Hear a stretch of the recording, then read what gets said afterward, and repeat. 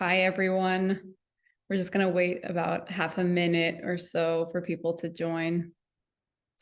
We have a lot of registrants today. People seem to be interested in this topic, which we're happy to hear. Also, I'll say Or this it again. could just be my face. Yeah, or that. Yeah. I have to I have to say thank you. Thank you for giving us your best portrait because it got us more people to sign up for sure. Great, great. A lot of people are coming in. So yeah, I'm going to say this a couple of times, but the full report will be available via link tomorrow or latest in 2 days, as well as the webinar recording. So don't worry if you can't stay for the whole hour. Maybe we'll cut it a bit short, depending on where we get with the Q&A. But in any case, you'll hear from us again. Okay, let's begin. So thank you all for joining. We are here to cover some of the most interesting findings from the 2023 Global Data Survey on Agency Valuations. For those of you who don't know me, my name is Maria, and I'm here today with Jonathan Baker from Punctuation. Thanks for joining us, Jonathan. You are quite welcome. Happy to be here. Happy to have you. Now, before we start, let me just give you a quick background on Productive. Productive is an end-to-end business management platform for agencies. Some of you already use Productive. So using the tool, agencies can run basically all their operations from biz dev, resource planning, budgeting, project management to time tracking, reporting, and billing. But today we're here to talk about the agency evaluation report, which actually came from the agency evaluation calculator. So earlier this year, our team developed a questionnaire called the Agency Evaluation Calculator to better understand agency M&A trends and provide insights to industry professionals. Many of you have filled out this questionnaire, and that's why you're here today.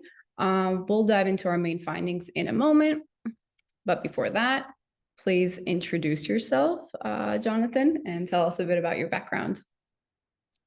Yeah, so I'm Jonathan Baker. I'm the M&A practice lead at Punctuation. Punctuation is a small consultancy that only services small to mid-sized marketing services firms. It's just me and my father right now, David C. Baker. But I handle all of the M&A. So we do sell-side transactions, buy-side transactions, valuations, internal sales. And so we've got, we've always got deals in the works. And so we've got kind of our pulse on the market as well as a pretty deep industry experience here. Definitely. We hear from David a lot on social media, at least. So a bit about what we're going to cover. Basically, now we're just going to quickly run through the research background, then dive straight into the most interesting findings on revenue growth and management robustness, data consolidation, and how that's important when getting an estimate on your agency's market value. And after that, we'll cover what the top 5% of the agencies with the best valuations are doing or were doing. And of course, share some key takeaways to wrap up. And also keep in mind that I said at the beginning, we'll have the full report as well as the recording sent to you within the next day or two. So the research background, basically we had, within 6 months, we had 796 agencies or service businesses fill out this questionnaire. Our team saw a lot of M&A action trending within the industry, and we really wanted to understand these trends a bit better ourselves and the factors that influence agency valuations as well. So, Jonathan, would you say that there has been also, like from your experience, would you say there's been a growing trend in M&A activity in the agency industry, or are agency owners simply getting curious to get a tap on what their businesses are worth? I think more broadly, There has certainly been increased interest. I think the COVID-19 pandemic kind of woke a lot of agency owners up as to, what their future might look like, right? When you're confronted with potentially shutting down in the face of that and you make your way through it, there's something about being able to step back and kind of assess where you are in life. More recently, it's actually been a really interesting year for M&A. M&A was really strong in 2022, but we saw, with increased interest rates and some of the agencies we see had softer Q1s and Q2s. It was really it dried up a little bit in the middle of the year, but I will say in the last month or so, we're actually seeing a lot more chatter and a lot more interest. There are certainly buyers that are ready to buy, but there aren't enough agencies kind of filling the pipeline of selling right now. So I think it's going to be a really exciting 2024. Yeah, it seems a bit promising. I mean, even we're seeing like so many people registered for the webinar and are interested in the report. So I'm sure that they're interested in just, understanding where they stand as the future unfolds. It's always getting quite curvy. Well, as many of you know, there are many factors that impact your agency's valuation. So revenue, EBITDA, growth rates, number of full-time employees. And here we decided to surface a few key findings on revenue, for example. So while the rest will be available, of course, in the report, one point that we wanted to open with is not necessarily how much revenue agencies are making or were making, but rather the type of revenue that agencies were bringing in. So here we see that 26% of agencies got about a third of their yearly revenue from their largest client. And the question here is like, Jonathan, do you often see this? So businesses getting a large portion of their income from just one client, and can this positively or negatively influence their valuations? We do see this often. I think the flip side here is that 70% of agencies are not or have a more kind of equal distribution of clients, which is great. In general, we like to see this client concentration number below 25% when we're thinking about a sale. It really is kind of a measure of risk to a potential buyer, because if they lose one large client, they could lose a large chunk of their revenues. Sure. That's not to say, so this is almost, I would say, having your client concentration above 25% is almost always a negative, unless you're selling to that client, which is rare, but it does happen. Sure, makes sense. Moving on to, some more insights. When talking about revenue, we also wanted to bring up how much of these agencies' revenue was recurring. So more than half of the agencies that participated reported that 50% or more of the revenue is recurring. Is this something agencies should aim for, or is it something that they ensure for stability? I'll say this statistic to me was like staggering and very surprising. And I think, it's definitely a function of the type of agencies taking this quiz. In general, recurring revenue is great to have. It certainly gives you more revenue stability. It also helps push up your projected EBITDA multiple as you become more of like a SaaS type business. But no one buying marketing services firms would expect you to have this amount of recurring revenue. To the extent that you can develop it, great, please do so. But depending on what you're doing and what your specialization is, it might just not be possible. If you're doing these large rebrand projects, for example, that are just project based, you don't need to beat yourself up over not being able to produce recurring revenue. Sure. Yeah, for sure. It depends. next about management robustness. So, I mean, when giving an important and basically an important element for the further success of a business, when selling it right, is the extent to which the management team will continue to be involved in the company. But many businesses, I mean, when asked to rate at what level their agency owners are involved in their company's management, over 47% of agencies said that they have a certain level of management in place, but they're still heavily reliant on their founders, while 22% have no management team apart from their founders at all. So why is this even relevant for a potential buyer? Well, in theory, when a buyer buys an agency, they're trying to phase out the founder, right? And so if you're in that kind of yellow bucket where you are the only management, that's a concern. That's a pretty big red flag for most buyers, because they want they don't want to have to learn how to manage your business. They want it to be able to manage itself, and it just helps with kind of integration into their own operations. It's very common to still be founder reliant and to be able to navigate a sale through that. It depends a lot on what the founder is doing.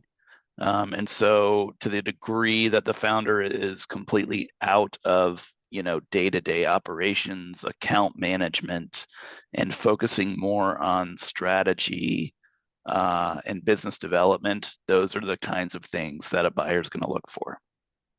Sure.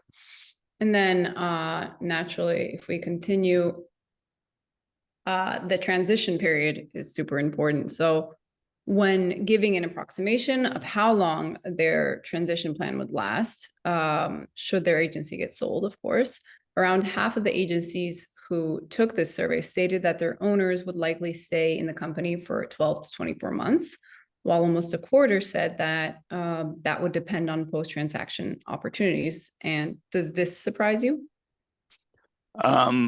This surprises me almost like positively. So it's great that agencies are seeing the need for owners rather are seeing the need to stay on kind of through that transition period. We see, 1 to 3 years is generally the time investment that a seller would require, but that doesn't necessarily mean that it has to be a full-time job that entire time. Sometimes it can be more of like a as needed consulting role. And I think it does make sense that, you've got folks who are like, well, it depends, because it depends a lot on who the buyer is and if they like their new boss or not, right? If they're, and some buyers are trying to stay, or some sellers are trying to stay in the industry, but just want to find more opportunities for themselves or for their team. And so they're kind of looking for a buyer that can provide that. Yeah, it's understandable. I mean, also, that's a whole nother topic, but like, is it a cultural fit?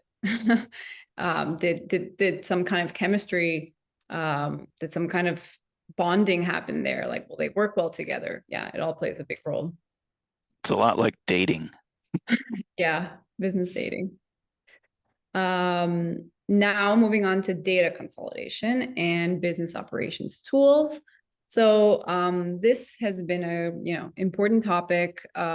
According to a recent report by Promethean Research, over the past 5 years, agency owners have been driving up the level of sophistication of their operations. That's reflected here as well, where we found that almost 43% of the agencies who responded use an integrated agency management platform to manage all their work.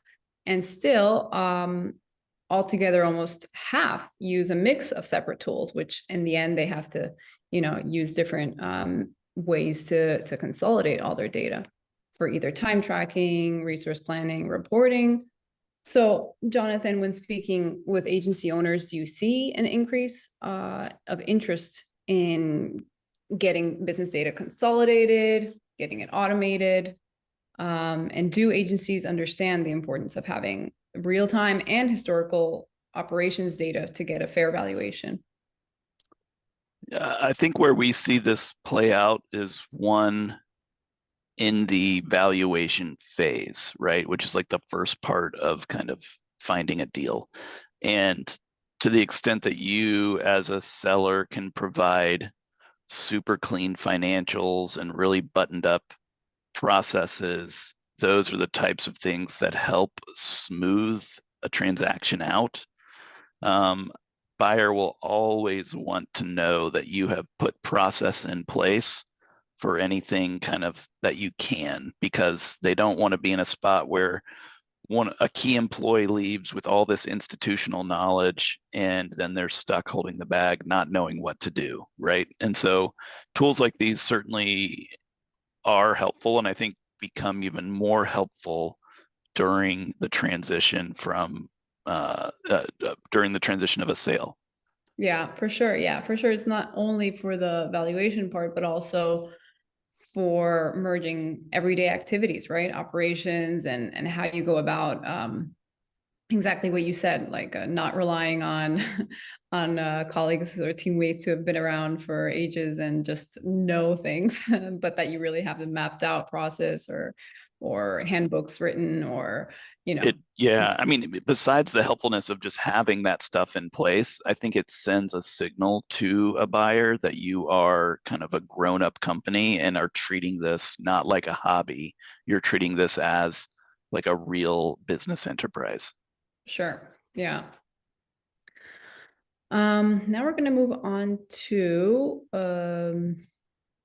what agencies with the best valuations are doing. So not to make this whole webinar way too long, here we're gonna just focus on a couple of the key things and give you a few key takeaways, have some time for Q&A, and then everything will be sent to you tomorrow. Here we see that the typical profile of the agencies who responded were more or less media or performance marketing agencies. Well, half of them at least, with 11 to 50 full-time employees on average, over $7 million in annual revenue, and high profitability and fast growth rates. What would you say that a different type of agency that offers different types of services could take away from this slide? Yeah, I think the takeaway here is not necessarily who these agencies are, but it's what they're doing. And so you don't have to be, you don't have to change to become a media agency or performance marketing agency to get a high valuation.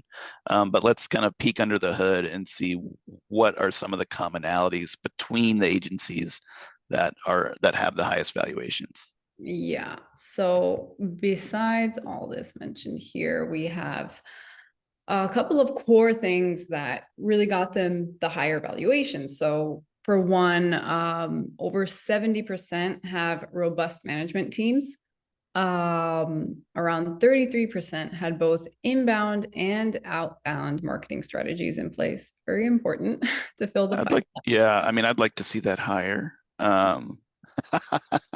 Yeah. But it's very important, particularly I think inbound. The outbound tends to be a lot of founder driven outreach still for a lot of these size agencies.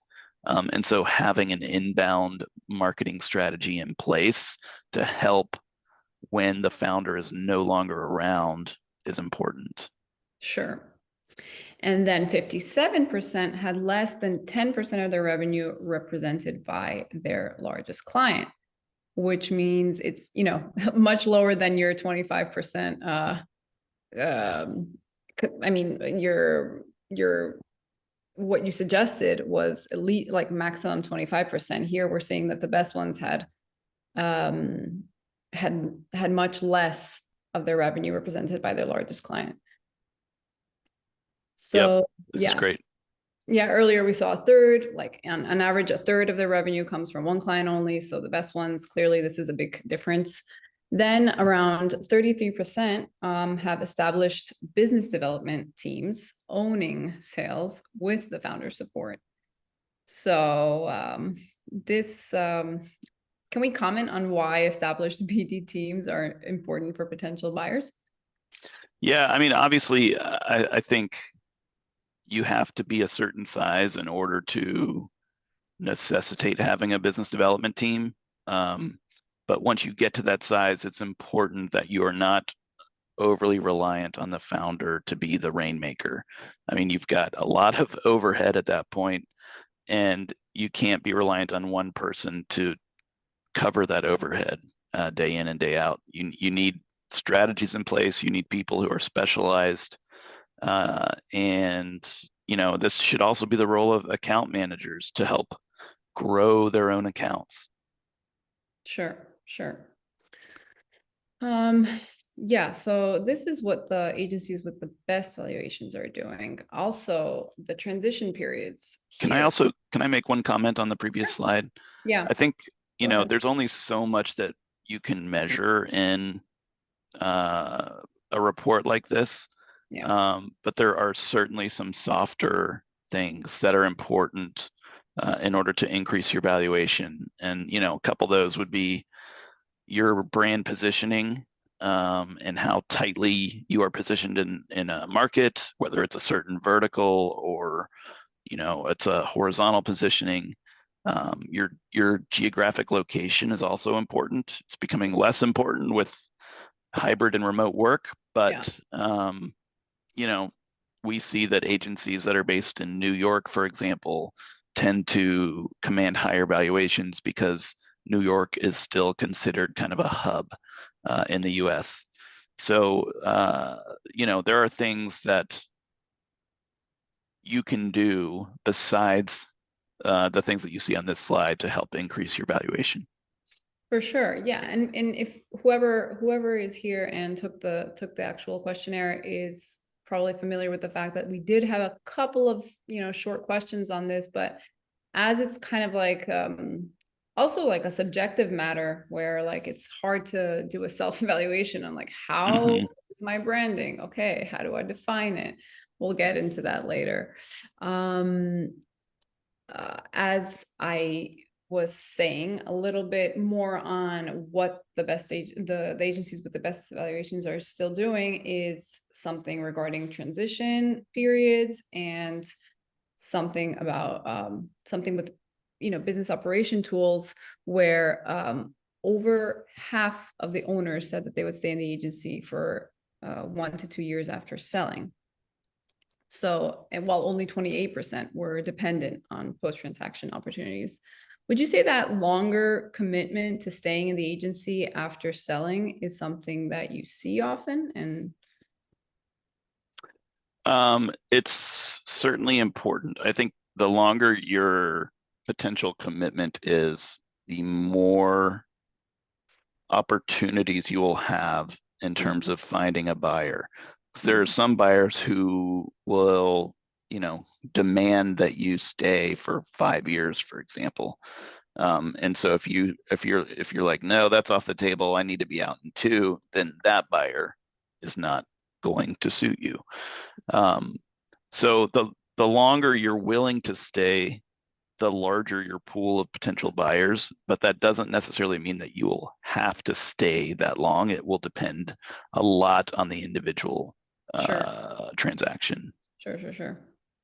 And when it comes to business operation tools, we also see that among these agencies with the best valuations, almost half of them use a single platform that integrates and consolidates all their business data. Was this surprising to you, or?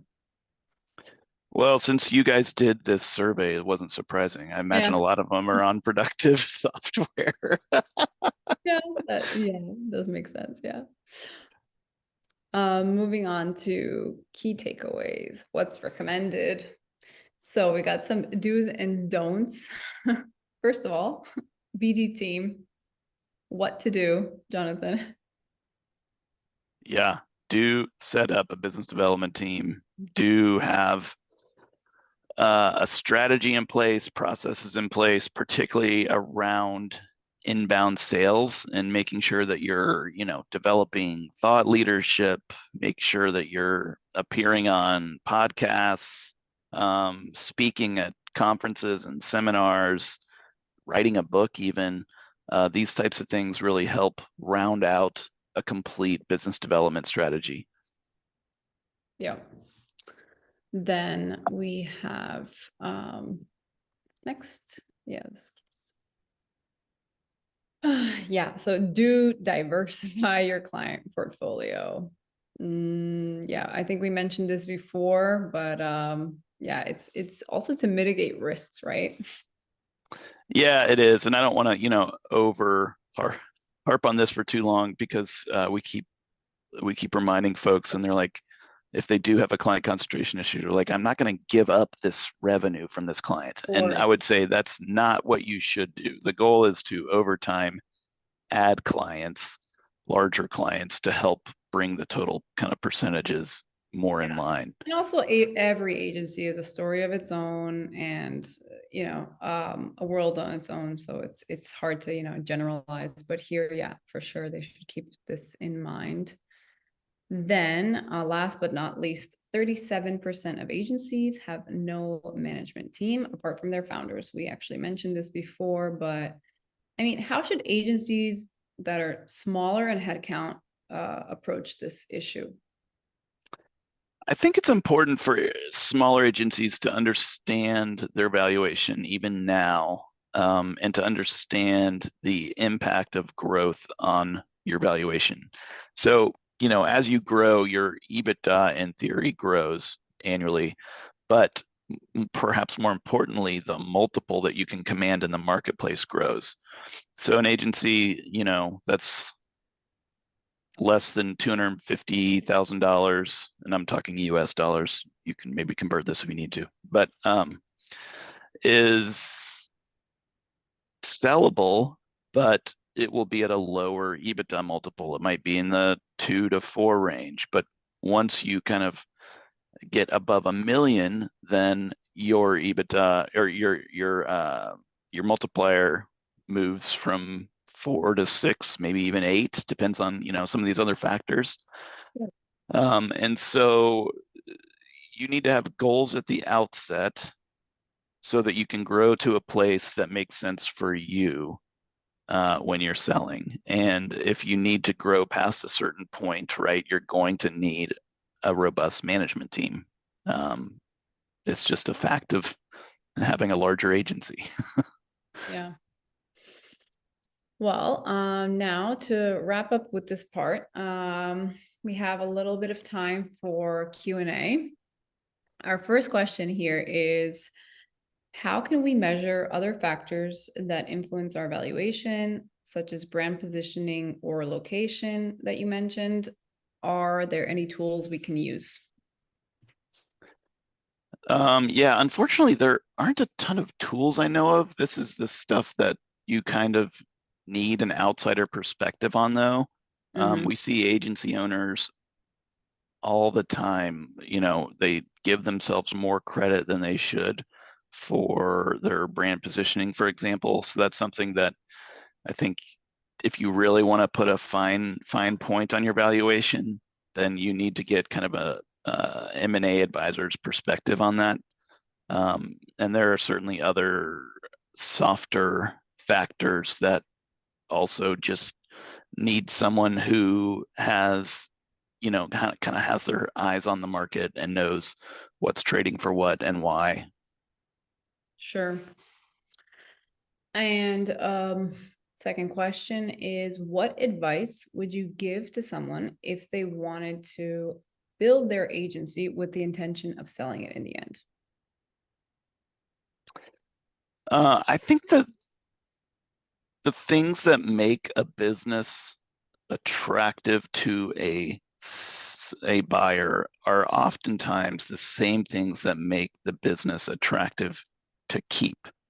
And so running your business as if you might not sell it is frankly a great strategy, because it usually means that you're also running it in a way that will make it sellable. Sure. Yeah. Another question from the crowd. Do you see more successful sales with agencies that specialize in niche in a certain area? Yes, we certainly do. I think the tighter your positioning, the more desirable you are to a lot of buyers. And if you think about the makeup of who is buying these agencies, a lot of times it's larger, more fully integrated agencies. And so they don't need to buy another, smaller integrated agency. They want to buy an entire function that's got some deep expertise in a certain area. And it could be, in what they do. It could also be in the type of clients they serve and kind of their knowledge of that industry. Yeah. Yeah, we have another, well, it's kind of a comment. So one of our participants says, no mention of the importance of staff, especially attracting and retaining highly skilled personnel. For sure, that's a topic on its own. I mean, yeah. Importance of, Yeah, it is. And that's also location specific, right? And so you're kind of oftentimes competing with whoever else is in your local marketplace place for the top talent. yeah. But we see buyers sometimes who only want to buy agencies with like a really solid middle management level in place because that is what they lack. We don't often see agencies that want to buy super junior people all the time. I think that's something that they can kind of grow at home a little more readily. Mm-hmm. Another question, hold on. So well, yeah, we kind of covered this one. Does specializing necessarily ensure higher acquisition price? So yeah, we basically said that, yeah, having a niche, specializing, I mean, especially certain niches today, we know what's on the rise. We all know it. And speaking of, how do you see AI automation affecting the future value of agencies? There's another question from an attendee. Yeah, I think so. The degree to which agencies are using AI to solve problems and not using AI to uh, spend less time on tasks. Exactly. Yeah. Automate. That the important piece is how are you solving a new problem with AI, not how are you making an existing task shorter. Mhm. And I think the future's still wide open. It would be pure speculation for me to comment on what AI will do for valuing agencies in the future. Yeah. We'll cover one more and then we'll call it a day because there are many questions. I'm gonna follow up with everyone who attended with the responses. How important is culture? We even mentioned that this is something that we didn't touch upon. And how is it taken into account? So yeah, in the process of getting getting evaluation and understanding the dating process, right? Mm-hmm. Yeah, culture is not important at all in terms of valuation. It Yeah. becomes very important when you have that valuation, you take it to market, and you're looking for suitors. And this is another one of those. It's really hard to measure things, right? Um, but you in general want to find a buyer with a similar culture as yours. So you value the same things about work, you approach work in similar ways. And that's why it's so important to spend dedicated time kind of talking through these things and being completely open and honest with a buyer. I think it's always best when a buyer and seller, no one's trying to like tell the other side what they think they want to hear. Everyone is being completely honest about who they are so that you can kind of find the right match, because it often does take a few times to find to find a really solid cultural fit. For sure. But if you Yeah. don't find a cultural fit, I mean, it can really bite you later on. Yeah. Yeah. Yeah. Yeah. Yeah, for sure. It can really produce big problems later on. We're gonna have to wrap up for today. Remember that it's not too late to get an estimate using our agency valuation calculator. And as I said, the full report and the Q&A questions and answers. Webinar recording will all be sent to you. I want to thank you, Jonathan, for joining and giving us some of your, sharing some of your insights with us. Thanks. And if you have any questions for Jonathan, please get in touch with him. Yeah, feel free to email me, jonathan@punctuation.com. I'm happy to answer any questions we didn't get to, or if anything comes up after the fact. This is definitely kind of an important topic, and it's also a fun one for me to discuss. So feel free to reach out. Yeah. Thanks so much for to everyone who joined. And as I said, we'll feel free to reach out, and we'll get back to you soon. Thanks, Jonathan, once again. Absolutely. Take care. Bye, everyone. Bye-bye.